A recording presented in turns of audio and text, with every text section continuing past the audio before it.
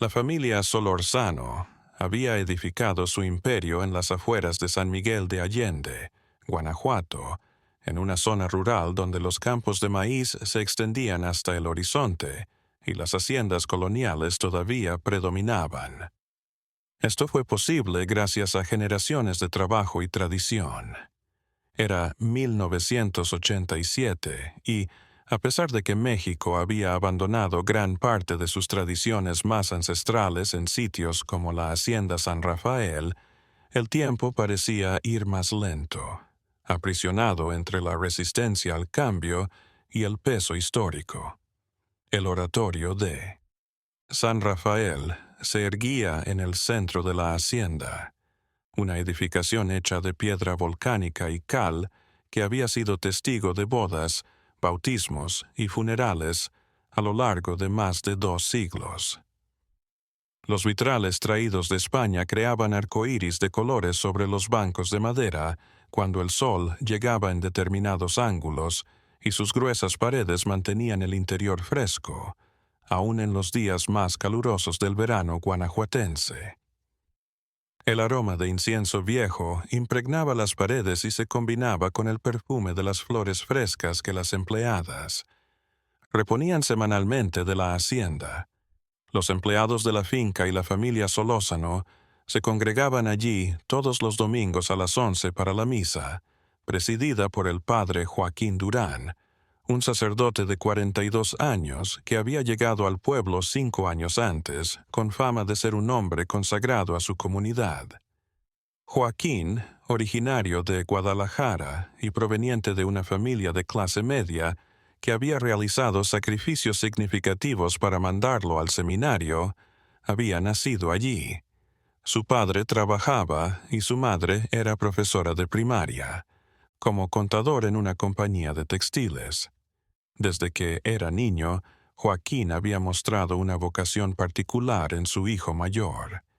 El niño, por ejemplo, organizaba misas ficticias en el patio de atrás de su hogar, utilizando sábanas como vestimentas y persuadiendo a sus hermanos menores para que lo acompañaran. Desde su juventud, su vocación había sido auténtica, motivada por un verdadero anhelo de servir a Dios y cooperar con los otros. En sus primeros años como sacerdote, se desempeñaba en parroquias urbanas de Guadalajara, donde era responsable con cientos de feligreses cada semana, escuchando confesiones interminables, oficiando misas con gran cantidad de personas y siempre teniendo la sensación de que su trabajo era significativo, pero impersonal. Si te está gustando esta historia, por favor inscríbete en el canal y déjame saber en los comentarios de dónde nos estás mirando. Gracias a tu apoyo, podemos continuar trayendo estas historias. Cuando surgió la ocasión de servir en San Miguel de Allende, en 1982, la aceptó con entusiasmo. La idea de una parroquia rural más pequeña, donde tuviera la oportunidad de conocer a su feligreses y tener un impacto real en sus vidas, le había parecido ideal, y a lo largo de los primeros 4 años había resultado ser precisamente eso: gratificante, importante, con un propósito. Conocía a cada familia por su nombre, administraba el bautismo de sus bebés, casaba a sus hijos y brindaba consuelo a sus viudas. Hasta que conoció a Catalina Solorzano, era parte del entramado social de la comunidad de una forma que jamás había podido ser en la ciudad. Cuando todo empezó, Catalina contaba con 23 años. Era la hija única de don Esteban Solorzano, el feudo más potente de la zona, un individuo de 60 años al que la gente en San Rafael consideraba una autoridad y que poseía más de 500 hectáreas de terreno fértil. Don Esteban era un hombre educado en la vieja escuela, con manos ásperas que había endurecido por años de labor rural antes de heredar la hacienda de su padre. Tenía una firme creencia en la jerarquía social, el valor del apellido y que las mujeres de buena familia tenían papeles determinados que desempeñar en la sociedad. Catalina se había desarrollado en medio de privilegios, con una educación en internados religiosos de la capital, en los que las monjas la educaron en inglés, francés, música y literatura, así como todas las destrezas que se esperaban de una joven proveniente de una familia respetable. Con habilidad tocaba el piano, con manos expertas bordaba y había leído más libros de los que la mayor parte de los habitantes del pueblo leería a lo largo de su vida, pero siempre con las expectativas de sus padres pesando sobre sus hombros. Tenía que casarse adecuadamente, mantener el apellido y asegurar la pervivencia de la herencia familiar. No había lugar en los planes de don Esteban para que su hija tuviera aspiraciones independientes o decidiera por sí misma su futuro. La madre de Catalina, doña Mercedes, había muerto a causa de una neumonía que ningún médico pudo prevenir cuando la niña tenía solo 12 años.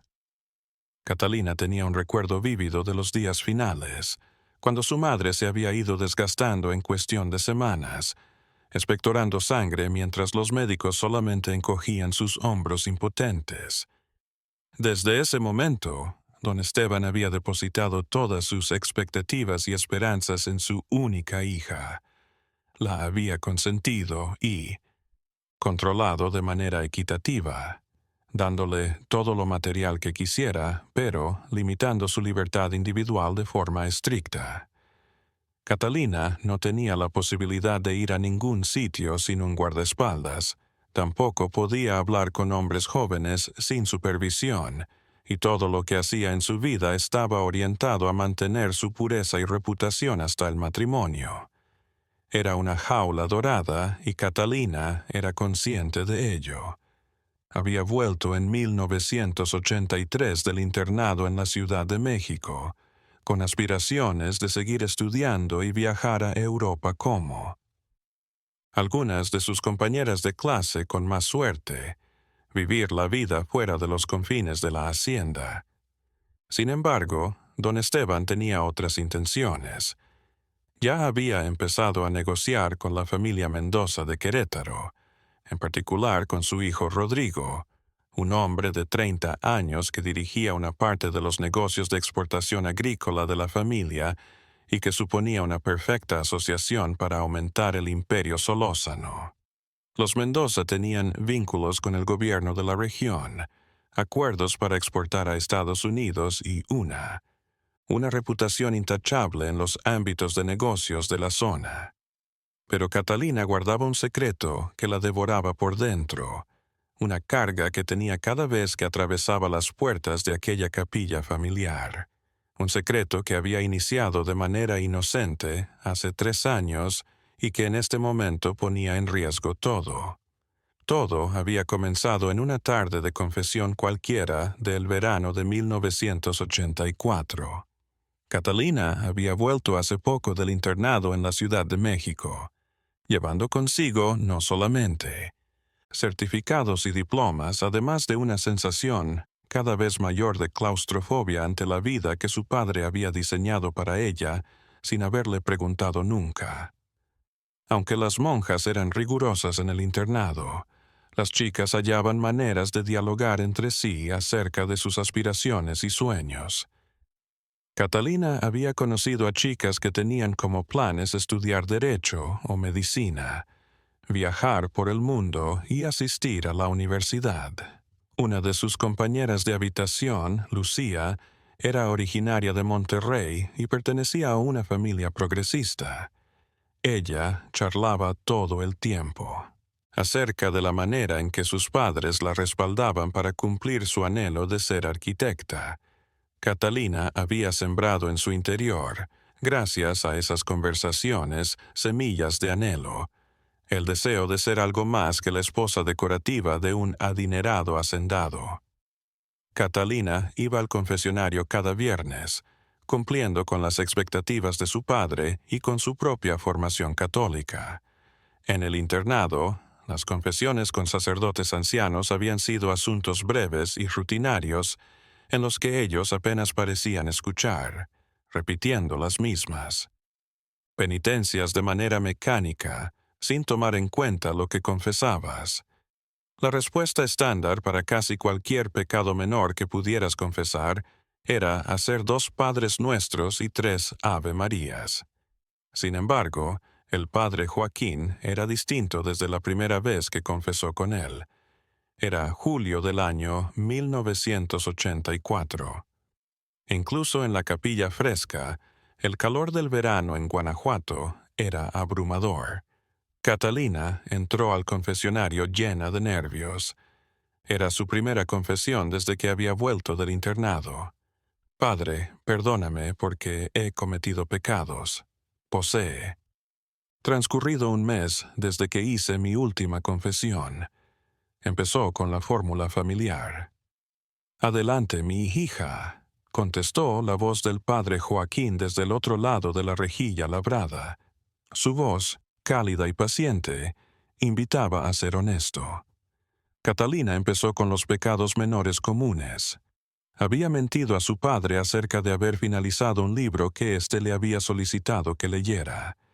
Sintió celos de una excompañera de clase, a la que su familia le había posibilitado matricularse en la universidad.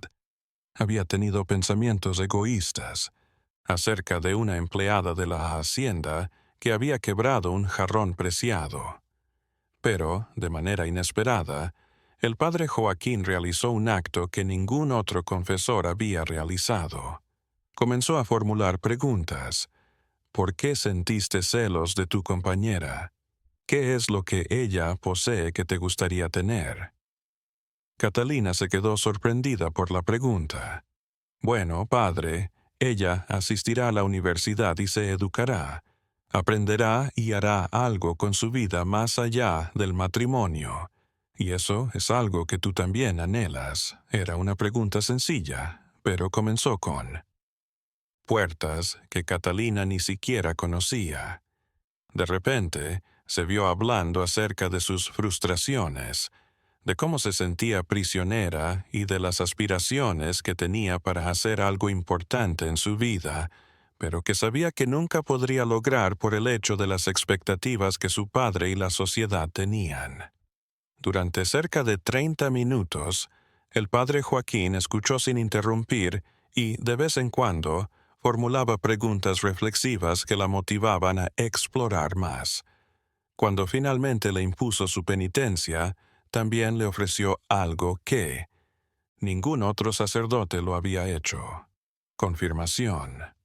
Catalina, tus sentimientos no son pecaminosos. Dios te otorgó inteligencia y ambición por una razón. La cuestión no es si esos deseos son acertados o equivocados, sino cómo puedes honrarlos en el marco de tus responsabilidades y tu vida. Catalina abandonó esa confesión sintiéndose más liviana que en meses. Por primera vez, alguien había escuchado de verdad sus inquietudes sin simplemente desecharlas o decirle que su único obedecer era el deber. Las siguientes confesiones mantuvieron un patrón parecido. Catalina llegaba al confesionario cada viernes y hallaba en el padre Joaquín no únicamente un confesor, sino también un verdadero consejero que parecía preocuparse por su vida interna, sus emociones y pensamientos.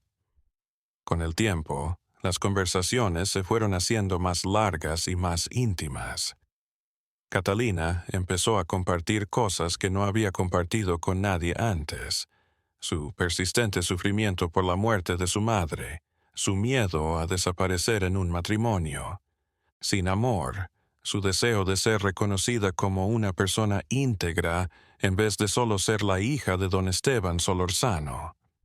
Las confesiones eran generalmente de más de una hora en agosto de 1984. Los demás feligreses que aguardaban fuera del confesionario empezaron a murmurar entre sí acerca de cuánto tiempo llevaba la señorita Solorzano confesando. ¿Qué pecados tan horribles podría tener una chica tan joven y de una familia tan buena? Sin embargo, en el confesionario no se hablaba de pecados, sino de vida, de temores, de ilusiones, de anhelos. El padre Joaquín, a pesar de que probablemente sabía que no debería hacerlo, compartía sus propias dificultades porque parecía que eso creaba un lazo de confianza. Le habló acerca de su soledad en la rectoría, de cómo en ocasiones dudaba si había hecho lo correcto al convertirse en sacerdote, y de cómo deseaba el vínculo humano profundo que su celibato le prohibía. Hacer confesiones peligrosas era para un sacerdote, sobre todo a una joven vulnerable que estaba mostrando claramente signos de una dependencia a nivel emocional de estas pláticas. Sin embargo, Joaquín se decía a sí mismo que estaba siendo honesto y que estaba dando un ejemplo de vulnerabilidad como la que deseaba de sus feligreses. Se repetía a sí mismo que sus propósitos eran puros, que simplemente estaba ejerciendo su labor como un buen pastor espiritual. Sin embargo, en septiembre de 1984, durante una cena importante en la hacienda, cuando don Esteban declaró de manera oficial el compromiso entre Catalina y Rodrigo Mendoza, la naturaleza de las conversaciones cambió drásticamente. De Catalina con el padre Joaquín. Más de 50 invitados provenientes de las familias más destacadas de Guanajuato y de los estados circundantes habían sido convocados para la cena. Don Esteban había servido los mejores vinos de su bodega, había hecho un brindis extenso y florido en torno a la unión de dos familias destacadas y a la preservación de antiguas tradiciones, y había contratado músicos de mariachi. Rodrigo Mendoza, vestido de manera perfecta con un traje italiano, había estado junto a Catalina durante toda la noche. Era posesivo pero distante y la trataba con la cortesía formal que se guarda para socios de negocios importantes. Catalina había asentido y sonreído en todos los instantes pertinentes. Había bailado con Rodrigo cuando la orquesta tocó un vals y había recibido las congratulaciones de los invitados, pero por dentro se sentía como si estuviera ahogándose, como si cada respiración le exigiera una voluntad consciente. El viernes posterior, llegó al confesionario con los ojos enrojecidos por haber llorado. Inició diciendo: «Bendíceme, Padre, porque he pecado», pero su voz se quebró. Quizás no he pecado aún, pero estoy consciente de que estoy a punto de hacerlo porque no sé cómo seguir viviendo esta mentira. «¿Qué falsedad, hija mía?», preguntó el padre Joaquín al escuchar la angustia en su voz y sentir cómo su propio pecho se apretaba por la preocupación, la falsedad de que acepto este matrimonio, el engaño de que soy capaz de vivir el resto de mi vida con un hombre que me considera como una propiedad, valiosa, pero no como una persona. La falsedad de que soy capaz de vivir sin se interrumpió, incapaz de concluir la frase. Pero los dos eran conscientes de lo que no estaba diciendo, sin la conexión que había encontrado en esas pláticas, sin alguien que verdaderamente la viera, la oyera y la comprendiera.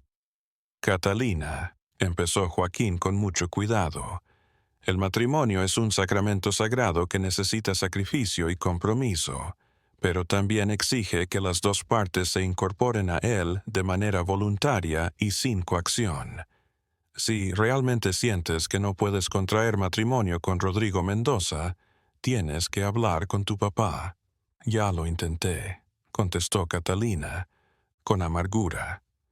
«Le comenté que no estaba preparada, que apenas conocía a Rodrigo. Me comentó que el amor llega con el tiempo, que mi responsabilidad es con la familia y que si no aceptaba un pacto tan favorable, mi mamá se sentiría decepcionada conmigo. ¿De qué manera puedo combatir eso? Si mi padre ha dedicado toda su vida a edificar este legado que espera que yo mantenga, ¿cómo puedo decirle que deseo tomar mis propias decisiones?» Se produjo un silencio prolongado. Después, Catalina agregó con una voz apenas más elevada que un susurro: «A veces me gustaría simplemente desaparecer ir a un lugar en el que nadie supiera quién soy y donde pudiera ser la persona que quiero ser sin todas estas expectativas presionándome. No digas eso, replicó Joaquín con sinceridad urgente. Tu vida tiene valor, Catalina. Tus sueños son valiosos. No permitas que nadie, ni siquiera tu padre, te haga sentir lo contrario. Entonces, ¿cuál es el siguiente paso? Ella preguntó, y su voz tenía una desesperación que desgarraba el corazón. ¿Me puede decir qué hacer, padre? Usted es la única persona que... Parece comprenderme. Usted es la única persona con quien puedo ser totalmente honesta. Joaquín cometió su primer error decisivo en ese momento. En vez de mantener los límites profesionales correctos o desviar la conversación hacia el consejo espiritual, tomó la mano de Catalina por encima de la pequeña abertura en la rejilla del confesionario.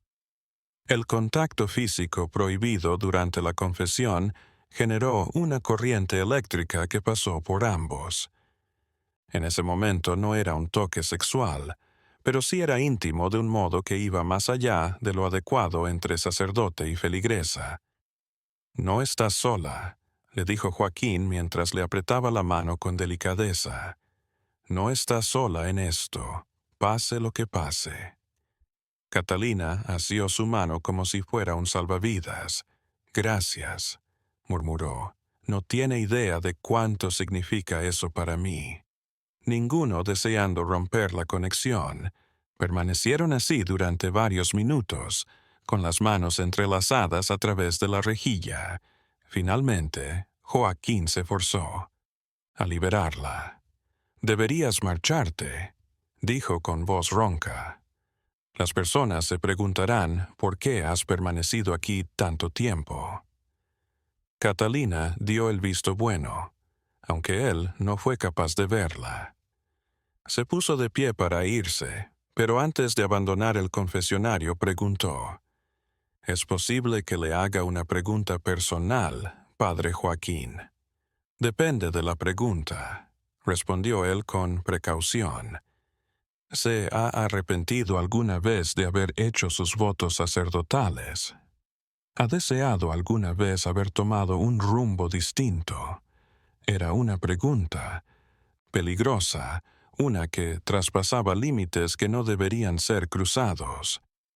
Joaquín sabía que tenía que ofrecer una respuesta pastoral adecuada sobre la satisfacción del ministerio sacerdotal y la belleza de servir a Dios. Sin embargo, en ese momento, con la mano de ella todavía tibia en la suya, no pudo juntar las mentiras piadosas. En ocasiones, reconoció en voz baja, sobre todo últimamente. No dijo nada más, aunque no hacía falta.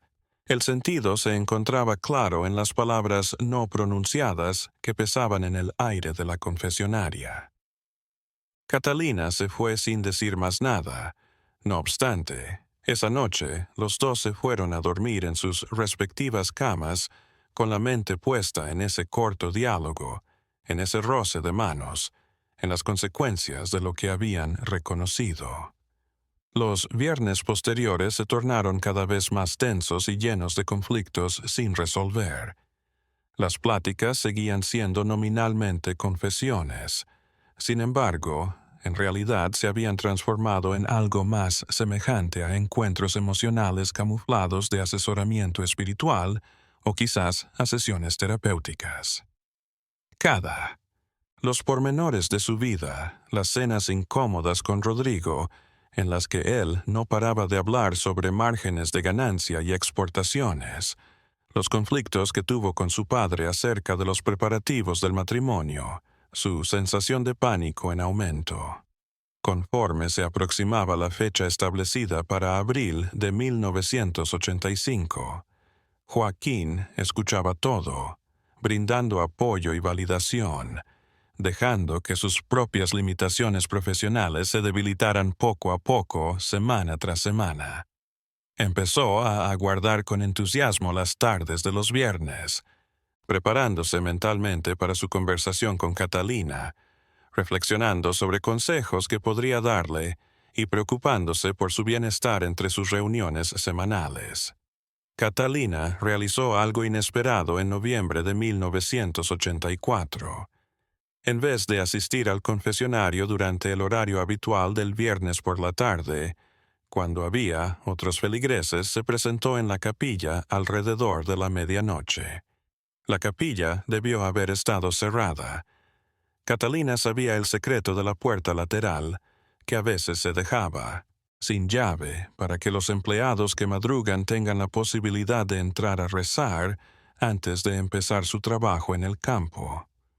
Sus pasos delicados sobre las frías piedras del suelo entró sin hacer ruido. La única luz que había era la de la luna que se filtraba por los vitrales. Se arrodilló en uno de los bancos frontales, no para rezar en realidad, sino porque requería estar en este espacio sagrado, este sitio que se había transformado en su único refugio, dentro de una vida que cada vez más le parecía como una prisión. Quizás había estado allí durante 15 minutos. Al oír pasos tras ella, se dio la vuelta de golpe y vio al padre Joaquín de pie en la entrada de la sacristía. Su cabello estaba despeinado, como si se hubiera despertado de la cama con prisa. Llevaba solamente una camisa blanca sin el collar clerical y pantalones negros. Dijo Catalina, con su voz entremezclando preocupación y sorpresa: «¿Qué haces aquí en este momento?» Vi luz moverse en la capilla desde la ventana de la rectoría, detalló. Creí que podría ser un intruso. ¿Te encuentras bien? Catalina asintió mientras se limpiaba las lágrimas que no había notado que corrían por su rostro. Lo siento, padre, no debería estar presente. Solamente que mi padre terminó todos los pormenores de la boda hoy. Está prevista para el 20 de abril.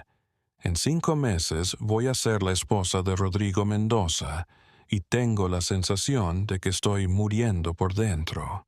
Joaquín dudó, consciente de que lo sensato era acompañarla hasta la casa principal y después irse a la rectoría. Sin embargo, en vez de eso, anduvo por él. Corredor central y se sentó en el banco al lado de ella, guardando una distancia respetuosa, aunque evidentemente dejando de lado el protocolo correcto. Meses es todavía tiempo, comentó. Tiempo para que hables nuevamente con tu padre y le expliques cómo te sientes en realidad. Ya lo he intentado, contestó Catalina, fatigada. No escucha, o, mejor dicho, no le importa. Para él, este matrimonio se trata de negocios, de herencia y de sostener la autoridad de nuestra familia en la zona. Para esos cálculos, los sentimientos son irrelevantes. Tus sentimientos jamás son irrelevantes, afirmó Joaquín con vehemencia. Yo sé que eres una persona, Catalina, no un bien que se pueda vender. Catalina lo observó y, en la luz tenue de la luna, sus ojos resplandecían con algo más que llanto. ¿Qué le importa tanto, papá? ¿Por qué se interesa tanto por lo que me suceda? Era otra cuestión peligrosa, una que exigía que Joaquín fuera sincero consigo mismo acerca de los sentimientos que había estado suprimiendo durante meses. Era capaz de percibir la línea que había frente a él, la que separaba lo apropiado de lo inapropiado, así como lo personal de lo pastoral. Y en ese instante, cuando Catalina lo miraba con esos ojos repletos de vulnerabilidad y deseo, él tomó la decisión que cruzaría esa línea para siempre. Porque has llegado a significar algo para mí, confesó en voz baja. Algo más de lo que un sacerdote debería representar para su feligresía. He intentado negarlo. He orado para que estos sentimientos se extingan. Pero cada vez que conversas conmigo semanalmente, Cada vez que oigo tu dolor, me importas más. Y soy consciente de que no está bien. Soy consciente de que infrinjo todo lo que prometí cuando asumí mis votos, pero ya no puedo disimular lo que siento. El silencio que vino después fue total. Catalina apenas respiraba mientras procesaba esta confesión que alteraba la naturaleza de su relación de manera significativa. Por último, con una voz apenas más elevada que un susurro, expresó: «Yo también siento algo por usted».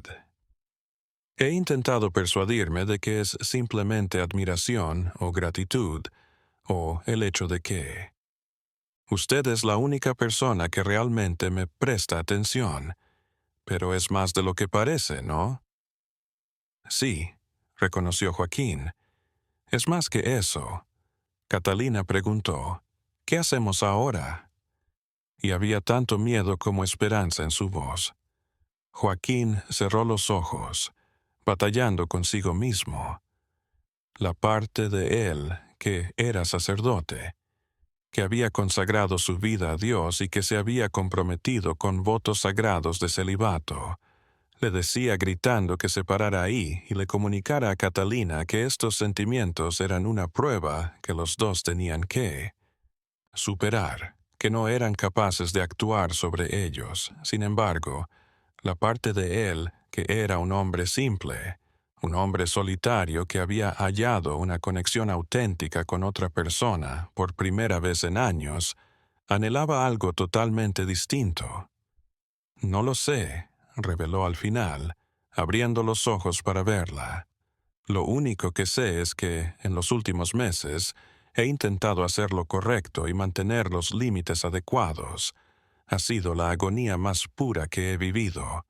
Y estar aquí contigo en este momento de... La honestidad se siente más adecuada que cualquier otra cosa que haya sentido en mucho tiempo». Catalina se aproximó a él en el banco. «¿Le puedo formular una pregunta más? Cualquier asunto. ¿En alguna ocasión ha besado a alguien? Quiero decir, antes de ser ordenado sacerdote». Lo sorprendió la pregunta. «Sí», reconoció. «En mi último año de preparatoria, antes del seminario, había una chica llamada Laura. Salimos juntos durante un tiempo antes de que optara por continuar con mi vocación sacerdotal. La quería. En aquel momento pensé que sí. Sin embargo, al mirar hacia atrás, pienso que era más bien un afecto de la juventud que verdadero amor. No la conocía verdaderamente, no como te conozco a ti. El empleo del tú, en vez del formal usted, representó otra alteración discreta, aunque relevante, en la relación». Catalina lo observó y algo en su interior se resolvió. «Jamás he besado a nadie», admitió. «Eso fue garantizado por mi padre. Rodrigo no me ha besado en realidad, más allá del beso formal en la mejilla que se dio cuando dimos a conocer nuestro compromiso. Y en 5 meses, él será mi esposo y me besará, y nunca experimentaré lo que es besar a alguien que de verdad me importa». «Catalina».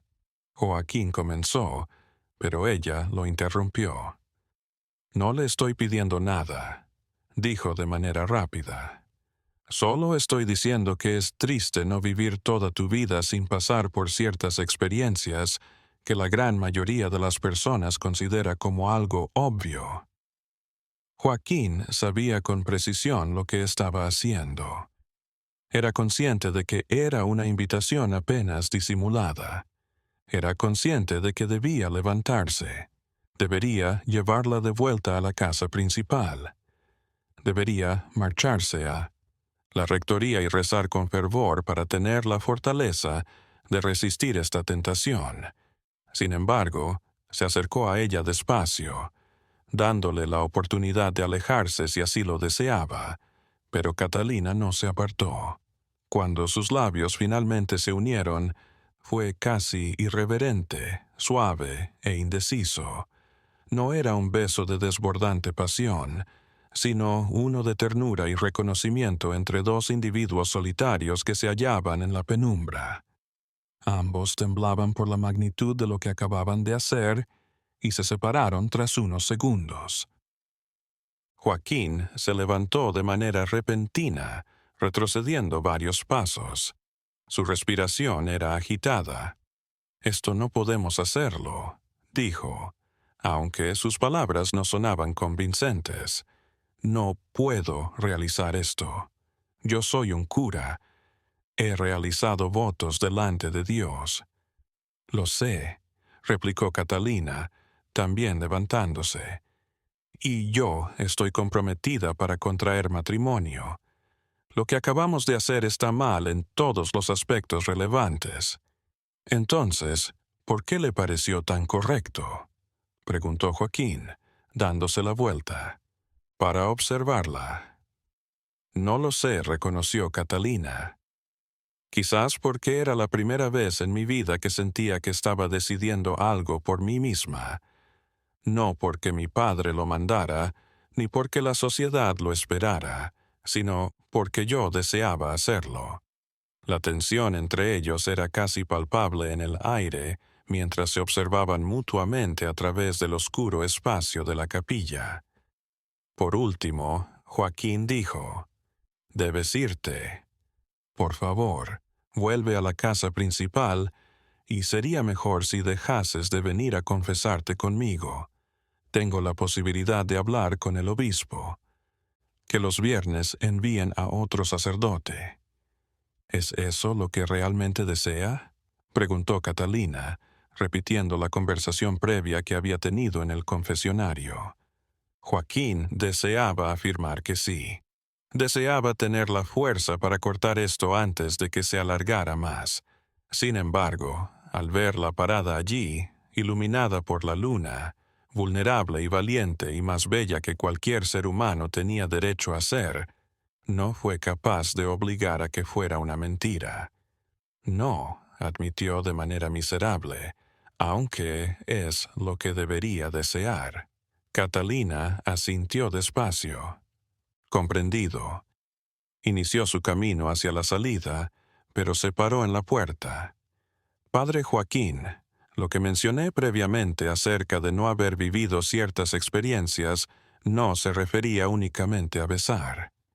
Después se marchó, abandonando a Joaquín en la capilla con sus pensamientos turbulentos, su culpabilidad en aumento y su deseo inconfesado. Catalina no se presentó en el confesionario a lo largo de las 2 semanas posteriores. Se dijo Joaquín a sí mismo que era lo mejor, que la distancia enfriaría estos sentimientos peligrosos y que, al final, ambos tendrían la posibilidad de volver a una relación adecuada entre el sacerdote y la feligresa. Sin embargo, cada noche yacía despierto en su celda de la rectoría, rememorando ese beso en su mente, recobrando la dulzura de sus labios, la fragilidad en sus ojos. Oraba con frecuencia para pedir orientación y fuerza. Sin embargo, parecía que sus plegarias rebotaban contra el techo sin alcanzar ningún destino. Catalina, sentada junto a don Esteban en los bancos frontales que estaban reservados para la familia Solórzano, se veía todos los domingos durante la misa. Durante la ceremonia completa, sin mirar nunca al altar ni encontrar su mirada.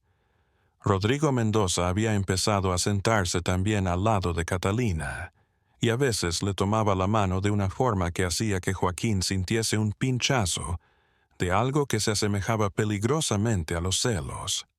Catalina se presentó una noche, tras anochecer, en la puerta de la rectoría durante la 3ª semana del mes de diciembre, cuando Joaquín ya casi estaba convencido de que lo peor había pasado. Joaquín abrió la puerta y la vio de pie allí, cubierta con un chal de lana para protegerse del frío invernal guanajuatense, y se sorprendió. «Catalina, ¿por qué estás aquí? Tu presencia aquí no es posible». Ella interrumpió. «Necesito hablar contigo si alguien te ve. Por favor, dame únicamente 5 minutos». Joaquín inspeccionó las calles con nerviosismo, pero estaban desiertas. Todos ya se han ido a casa para la cena. Retrocedió para permitirle la entrada, consciente de que era un error, pero sin poder rechazarla. La rectoría era sencilla, casi austera. Una habitación de tamaño reducido era útil, como una sala de estar que tiene una mesa llena de libros teológicos y una silla deteriorada. Por medio de la puerta entreabierta se podía ver un dormitorio aún más pequeño que estaba conectado a uno de los lados. El espacio austero se completaba con una cocina pequeña. «¿Qué es tan urgente que no podía esperar?», inquirió Joaquín, dejando un poco abierta la puerta de modo intencional, como un pequeño gesto hacia la propiedad. Catalina cerró la puerta con fuerza. «He decidido», afirmó. «He optado por anular la boda con Rodrigo». Joaquín experimentó una combinación de pánico y alivio. «Catalina, así es. ¿Estás convencida? ¿Qué fue lo que tu padre dijo?» Lo admitió. «Todavía no se lo he dicho. Quería hablar contigo primero porque necesito saber si lo que sucedió entre nosotros tuvo algún significado. Si fue importante para ti». «¿Estás al tanto de que sí?», respondió Joaquín, mientras su meticulosa postura empezaba a desmoronarse. «Sin embargo, eso no modifica el hecho de que no tengo nada que brindarte. Yo soy un cura. Mis votos no son algo que puedas simplemente ignorar. ¿Qué si yo no te solicitara que los descartarás?», Catalina dijo, al acercársele más. «¿Qué tal si solo te pido que me regales estos instantes robados, algo que es solamente nuestro, sin importar lo que suceda con el resto de nuestros días?» Pero su voz no tenía convicción, dijo Joaquín. «Eso es imposible. Si anulan la boda, tu padre se cuestionará el porqué. La gente formulará preguntas». Catalina insistió. «Y si alguna vez se enteran de que tenemos algún tipo de relación, no lo harán. Soy capaz de ser cuidadosa. Podemos actuar con precaución. Catalina, lo que estás», propuso. «Para mí es adulterio espiritual. Es una infracción de mis votos sagrados. Es que ella lo desafió. Sé que es malo y pecaminoso, pero también sé que en 3 semanas será Navidad, después el Año Nuevo, y luego solo faltarán unos meses para contraer matrimonio con un hombre al que no amo, y pasar el resto de mi vida cuestionándome cómo habría sido si hubiera tenido el valor de tomar lo que deseaba, aunque fuese por un breve instante». Joaquín cerró los ojos. La lucha interna era evidente en cada trazo de su cara tensa. «Si procedo de esta manera, si cruzamos este límite, no habrá retorno. Todo cambiaría. Lo sé», dijo Catalina con suavidad, «y lo quiero de cualquier manera». Entre ellos se hizo un silencio pesado, cargado con el peso de una decisión que cambiaría para siempre el rumbo de las vidas de ambos. Por último, Joaquín abrió los ojos y observó a Catalina directamente. «No será solo una vez si hago esto», dijo lentamente. «No bastaría solo una vez. Me transformaría en algo de lo que probablemente jamás podría sentirme arrepentido. Lo bastante. Así que no te arrepientas», susurró Catalina mientras cerraba la última distancia entre ambos. «Solo siéntelo». Cuando se besaron esta vez, no hubo titubeo. Los meses de deseo frustrado, de tensión acumulada y de conexión emocional intensa, finalmente hallaron su expresión física. Joaquín la condujo a su diminuto dormitorio. Sus manos temblaban mientras desabrochaba los botones de su vestido, y sus besos se volvían cada vez más apremiantes. Quizás Catalina había imaginado que sería la experiencia perfecta y romántica, pero no lo era. Concebido. Joaquín se sentía nervioso e incluso torpe. Después de años de celibato, que habían socavado cualquier confianza que pudiera haber tenido en encuentros íntimos. Y Catalina no tenía ninguna experiencia, surcando un territorio totalmente ajeno. Pero lo que les faltaba en técnica lo suplían con una auténtica emoción. Esto no era vanidad vacía o satisfacción egoísta. Se trataba de dos individuos profundamente solitarios que se encontraban y conectaban de la forma más elemental posible. Más tarde, en la angosta cama de Joaquín. La culpa todavía no había llegado del todo. Ese fugaz instante de gracia, justo antes de que la realidad de sus actos se estableciera por completo. ¿Te lamentas?, cuestionó Catalina en voz baja. Joaquín la observó mientras apartaba el pelo oscuro de su cara. Pregúntame eso en 1 hora y mi respuesta será diferente. Sin embargo, ahora mismo, en este segundo preciso, no me arrepiento. Catalina se arrimó más a él. Debo salir pronto. Si me demoro mucho, mi padre mandará a buscarme. Lo sé. Joaquín la mantuvo más fuerte, como si tuviera la capacidad de frenar el tiempo únicamente con su fuerza de voluntad. ¿Cuándo es posible que te vuelva a ver? Catalina sugirió que las confesiones ordinarias se realizaran los viernes. Eso no será cuestionado por nadie. Y quizás de vez en cuando por la noche sí es seguro. Era un plan horrible, repleto de posibilidades ilimitadas de descubrimiento y riesgos potenciales. Sin embargo, Joaquín siguió asentido de todos modos, trazando línea tras línea, cada una de ellas atravesando lo más profundo en un territorio prohibido que no había. Retorno sencillo. Catalina se fue vistiéndose despacio, rememorando su aspecto honroso. Volvió hacia Joaquín antes de irse. «No voy a cancelar la boda», expresó con suavidad. «Esta noche me percaté de eso. Si lo hago, mi papá se dará cuenta de que algo no está bien. Iniciará la investigación. Si continúo con esto, si me caso con Rodrigo según lo planeado, entonces tú y yo podemos seguir viéndonos sin que nadie sospeche». La propuesta era todavía peor de lo que Joaquín había pensado.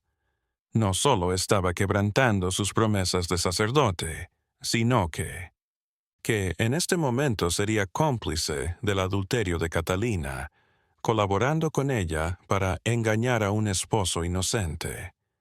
«Catalina, no puedo solicitarte que hagas eso. No me lo estás pidiendo», contestó ella.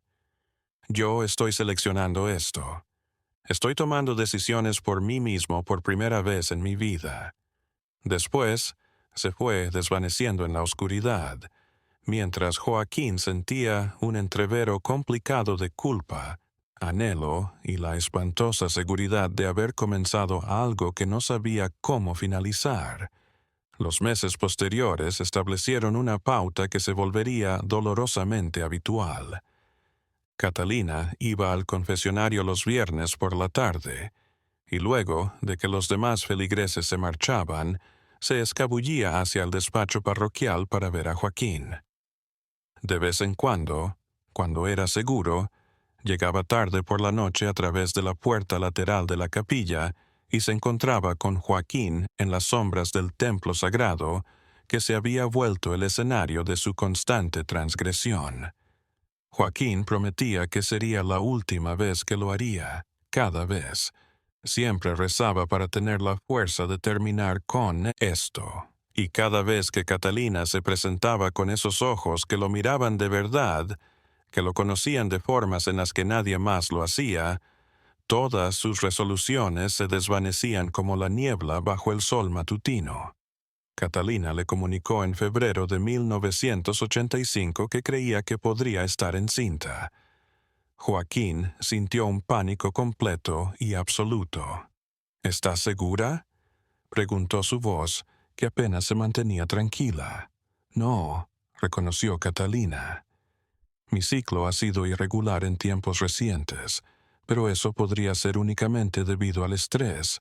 Pero si lo estoy, Joaquín, ¿qué hacemos? Joaquín, mientras pensaba de manera frenética y se pasaba las manos por el cabello, pensó, si estás en estado de embarazo, tenemos que adelantar la boda con Rodrigo. Si te casas pronto, el niño podría ser considerado como suyo, particularmente si nace algo prematuro. Era una solución horrible, pragmática y muy deshonesta. Sin embargo, Joaquín no podía encontrar una alternativa que no terminara en la ruina total de los dos. Catalina confirmó que estaba en estado de gestación una semana después. Un doctor reservado en la Ciudad de México, con pago. Había confirmado lo que ambos temían, a pesar de haber callado generosamente. Catalina le dijo a su padre esa misma noche que había reconsiderado su resistencia anterior y que ahora estaba dispuesta a comprometerse del todo con el matrimonio con Rodrigo. Propuso cambiar la fecha de la boda para marzo o abril, si era posible coordinarlo todo a tiempo.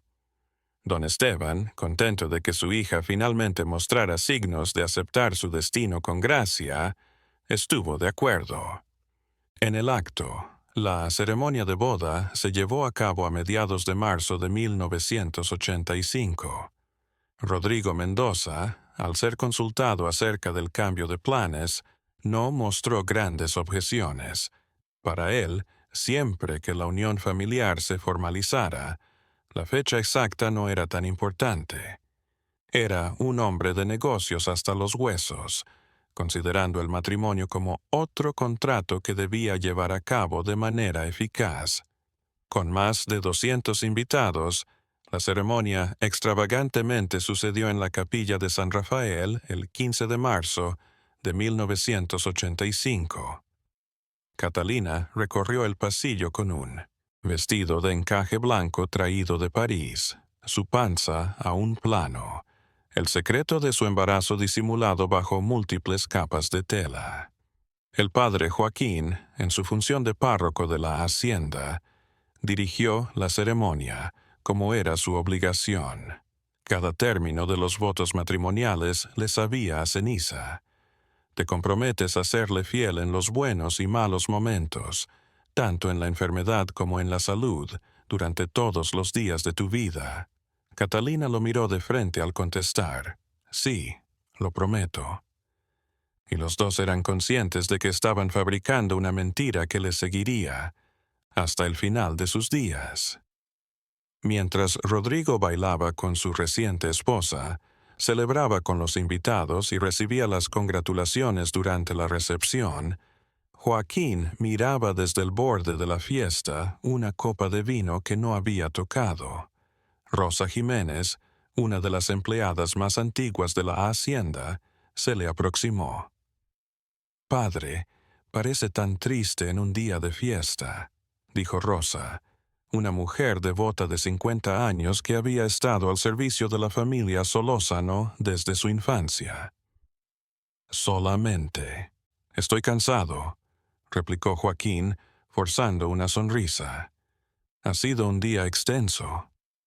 Rosa lo analizó con ojos perceptivos que habían presenciado mucho a lo largo de su vida.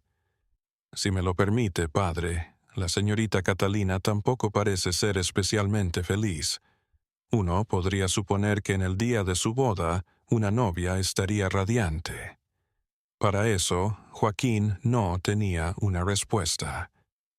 Se excusó y asentó sin más, volviendo a la rectoría, donde pasó el resto de la noche en agonía, imaginando a Catalina con Rodrigo, consumando un matrimonio que desde el comienzo fue una farsa. Sin embargo, Joaquín y Catalina siguieron viéndose, pese al matrimonio y al riesgo que aumentaba. Era una dependencia. Ahora, ninguno de los dos podía renunciar al otro, a pesar de que eran conscientes de que cada encuentro incrementaba las oportunidades de descubrimiento. Daniel nació en octubre de 1985, un niño sano con ojos oscuros y pelo negro. Rodrigo lo acogió como a su hijo, sin hacer preguntas en público, aunque Joaquín se cuestionaba si él, hombre, tenía sospechas. Rodrigo era inteligente y las fechas no eran completamente creíbles para un nacimiento prematuro. Sin embargo, Rodrigo estaba muy ocupado con las gestiones de las haciendas combinadas para prestar demasiada atención a los problemas irregulares. Pasaba semanas enteras en Querétaro y Aguascalientes, supervisando operaciones, lo que dejaba a Catalina sola en San Rafael, con la única compañía de su suegro Esteban y el servicio. Esto representaba más posibilidades para que Joaquín y Catalina siguieran su relación ilícita. Catalina había cambiado por la maternidad de formas que Joaquín podía observar con claridad.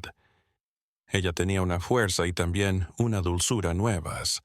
Lo quería con fervor a Daniel, y cada vez que miraba a su bebé, podía ver a Joaquín en esos ojos oscuros y en esa sonrisa única. Una noche, mientras ella lo visitaba en la rectoría, Joaquín le preguntó: ¿Cómo puedes mentirle todos los días? Daniel duerme en casa bajo la supervisión de una niñera. ¿De qué manera puedes permitir que Rodrigo esté convencido de que es su hijo? Sí, de la. Catalina replicó, sin malicia, y simplemente afirmando una realidad. Así como tú puedes ponerte esas vestiduras sacerdotales todos los domingos y celebrar la misa con conocimiento de lo que hacemos, Joaquín. Los dos nos hemos vuelto muy buenos para mentir. Era verdad y dolía.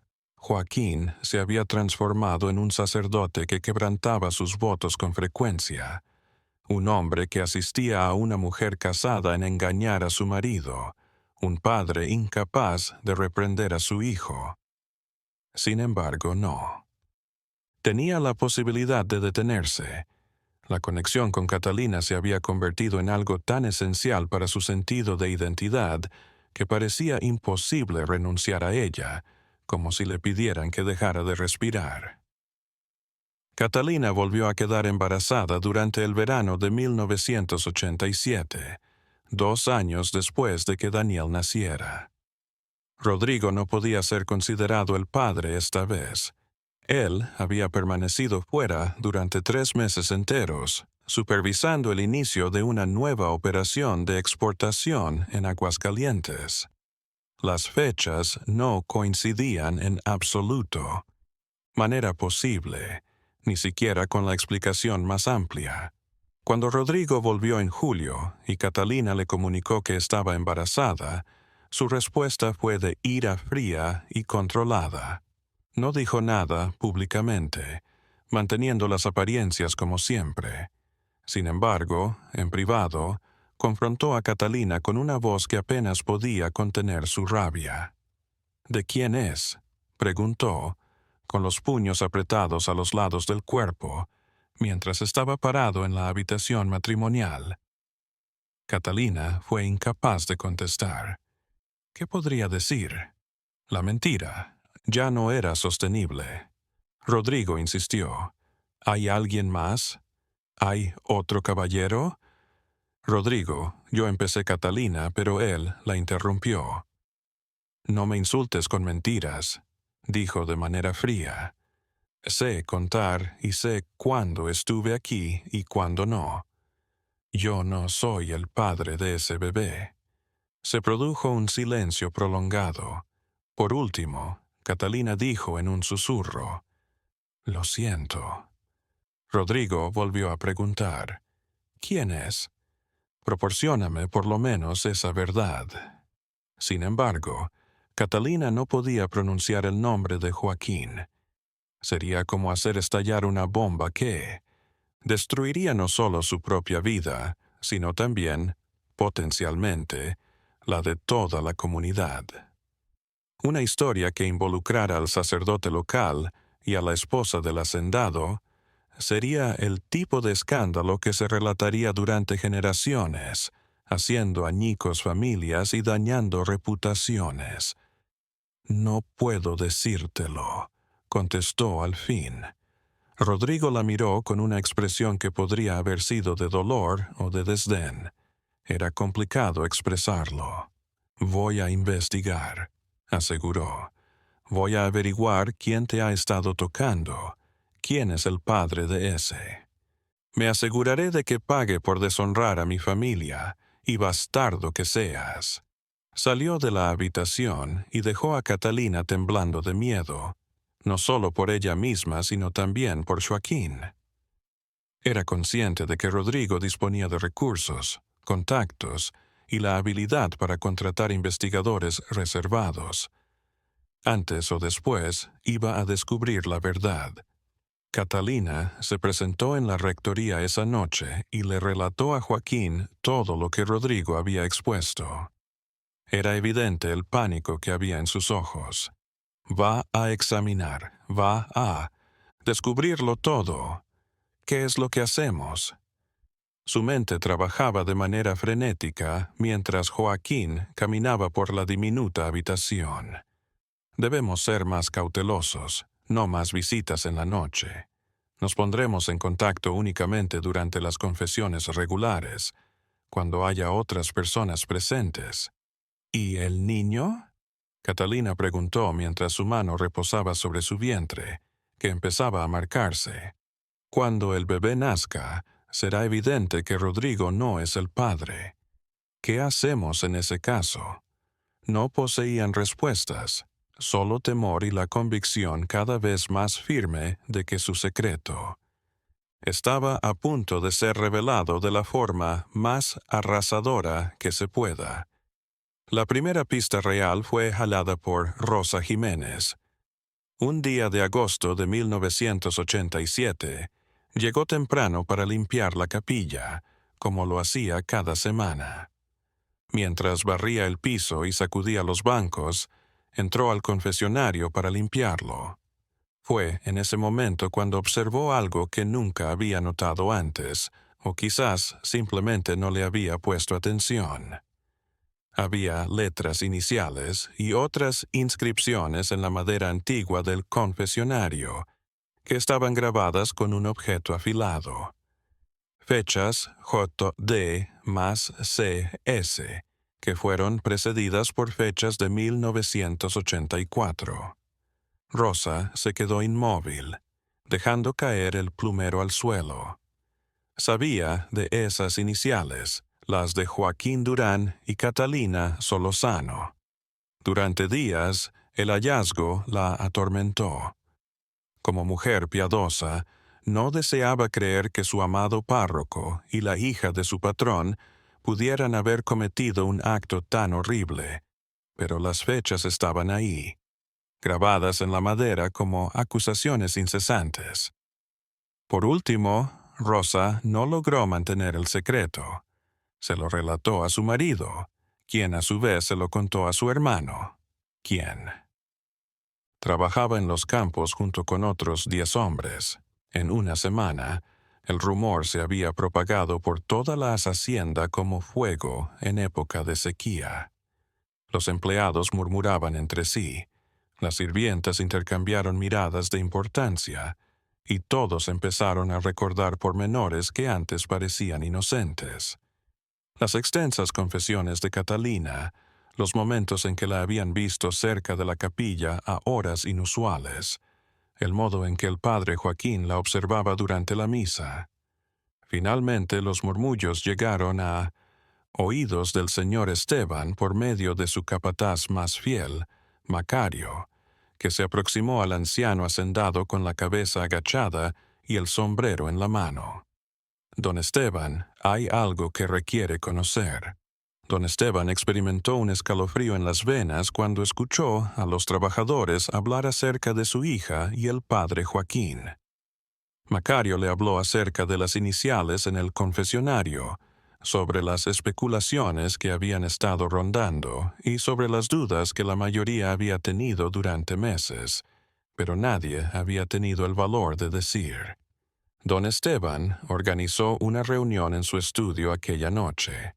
Catalina, Rodrigo y él mismo estaban allí. El padre Joaquín no recibió invitación, pero su falta se sentía en la habitación como si fuera un espectro. Don Esteban, con la voz temblando de ira apenas controlada, le dijo a Catalina que necesitaba que le dijera la verdad. Lo que dicen es cierto. Has permanecido con el padre. Ese bebé que tienes es de él. Catalina tuvo la sensación de que todo se venía abajo a su alrededor. Era capaz de mentir, pero las evidencias estaban grabadas en madera, capturadas para siempre en el confesionario sagrado, y algo en ella se quebró después de haber vivido con mentiras durante años. Sí, dijo en voz baja, y esa única palabra lo transformó todo. El silencio que vino después fue ensordecedor. Rodrigo apretó los puños con tanta fuerza que sus nudillos se tornaron blancos. Don Esteban se quedó inmóvil, como si se hubiese vuelto de piedra. «Daniel», dijo por último el anciano hacendado. «Además es de usted». Catalina asintió, incapaz de hallar su voz. Rodrigo se incorporó bruscamente. Su silla volcada hacia atrás. Gruñó. «Voy a matar a ese hijo de puta. Voy a hacerlo pagar por lo que ha hecho». «No», lo interrumpió don Esteban con una voz firme. «Si esto se hace público, acabará con esta familia. El escándalo nos destruirá. Nadie volverá a comerciar con nosotros. Nuestra reputación se convertirá en cenizas». «Entonces, ¿qué propone?», preguntó Rodrigo con un sarcasmo amargo. «Que continuemos como si nada hubiera pasado». Don Esteban tardó un largo rato en responder. «El padre será trasladado de inmediato. Me referiré en privado con el obispo. Joaquín Durán abandonará esta parroquia y jamás regresará. Catalina, en lo que a ti respecta, darás a luz y después serás enviada lejos. Daniel permanecerá aquí para recibir una crianza adecuada». «No», lloró Catalina. «No tienen la posibilidad de separarme de mis hijos. Tu voz ya no cuenta en esto», dijo su padre con una brutalidad. «Has arruinado el honor de esta familia. Ahora tendrás que afrontar las consecuencias». Don Esteban viajó a Guanajuato para encontrarse con y los días siguientes fueron un torbellino. Carranza, el obispo que comprendió que los escándalos tenían que ser tratados con total discreción, se alcanzó un acuerdo. El padre Joaquín sería enviado de inmediato a una misión remota en Chiapas, cerca del límite con Guatemala, donde permanecería aislado por el resto de su vida. Joaquín no pudo decir adiós. Un día por la mañana, simplemente desapareció. Sus cosas empaquetadas durante la noche, su celda desocupada antes del alba. La versión oficial fue que lo habían convocado para una misión. Programa de evangelización enfocado en comunidades nativas del sur. Catalina trató de verlo una última vez, pero los guardias que estaban apostados por don Esteban no la dejaron. Llorando por el hombre que amaba y por los hijos que estaba a punto de perder, pasaba los días encerrada. Gabriel nació en noviembre de 1987, igual que Daniel, con los mismos ojos oscuros y características inconfundibles. Una semana después del nacimiento, don Esteban llevó a cabo su plan mientras Catalina estaba dormida con sedantes. Los infantes fueron separados. Daniel se quedaría en la hacienda bajo la custodia de Rodrigo. Gabriel fue entregado a los Herrera, una familia de la Ciudad de México que no mantenía vínculo alguno con San Miguel. Se falsificaron los registros para eliminar cualquier indicio. El grito de angustia de Catalina retumbó por toda la propiedad cuando se despertó y vio que sus hijos ya no estaban. 3 días después, la llevaron a Monterrey para que viviera con su tía Hortensia, exiliada de su propia vida. Los años posteriores fueron difíciles, pero lentos en la recuperación. Catalina luchó incansablemente, contrató investigadores, halló a Gabriel y, cuando Daniel descubrió lo que había sucedido a los 9 años, inició el largo proceso de reconexión. Joaquín, quien vivía en Chiapas en penitencia, tuvo contacto limitado hasta que conoció a sus hijos por primera vez en el año 2000. El reencuentro en Tepoztlán fue agridulce. Joaquín, que ahora ha envejecido anticipadamente debido a años de trabajo arduo, se arrodilló al ver juntos a Daniel y Gabriel. Mis hijos son los chicos con. El perdón fue ofrecido por la generosidad de la juventud. La reconciliación se produjo de manera progresiva en los años subsiguientes. Aunque los Herrera eran conscientes de la complejidad del problema, dejaron que Gabriel conociera a su familia biológica mientras continuaban desempeñándose como sus verdaderos padres. Para ayudar a familias que se encuentran en sistemas injustos, Daniel estudió leyes. Gabriel eligió la labor social por el impulso que le dieron los relatos de su padre. Daniel redactó un ensayo acerca de su familia en el año 2005, el cual fue divulgado ampliamente, transformando su relato en un testimonio acerca del precio del secreto y la fuerza del perdón. Gabriel asumió el nombre Gabriel Herrera Solórzano, en homenaje a las dos familias. Daniel pasó a ser Daniel Solórzano Durán en 2015, cuando Joaquín falleció, acompañado por sus hijos e hijas y sus nietos. Lo último que dijo fue: «Ustedes son mi salvación». Catalina, que ahora tiene 60 años, publicó sus memorias en el año 2020. Su libro conectó con miles de personas que habían experimentado secretos similares en su familia. En una entrevista, dijo: «El sufrimiento no valió la pena», mientras reflexionaba sobre su vida. «Aunque los años perdidos no tienen valor, mis hijos lo tienen todo». Las universidades mexicanas estudiaron el caso de la familia Solórzano Durán Herrera, un ejemplo de cómo los secretos pueden provocar daños durante generaciones, pero también de cómo la verdad y el perdón tienen la capacidad de curar hasta las heridas más profundas. El confesionario con las iniciales es mantenido en la capilla de San Rafael, que actualmente forma parte de un hotel. Los turistas indagan acerca de ellas y los guías narran una versión romántica. Sin embargo, para aquellos que vivieron la historia real, representa algo más profundo.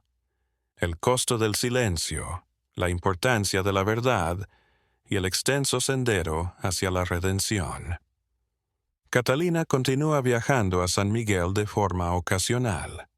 Al ingresar a la antigua capilla, acaricia con delicadeza la madera del confesionario y recuerda, ya no con vergüenza, sino con la sabiduría de quien ha comprendido que el amor tiene el potencial de convertirse en algo curativo, incluso si nació en condiciones prohibidas. De aniquilar. Sus nietos juegan juntos sin ocultar secretos. Gabriel y Daniel son hermanos muy unidos, vinculados por una historia excepcional que los volvió más fuertes, y en las calmas tardes, cuando se junta la familia, relatan su historia con sinceridad, sin esconder los momentos difíciles, ya que han aprendido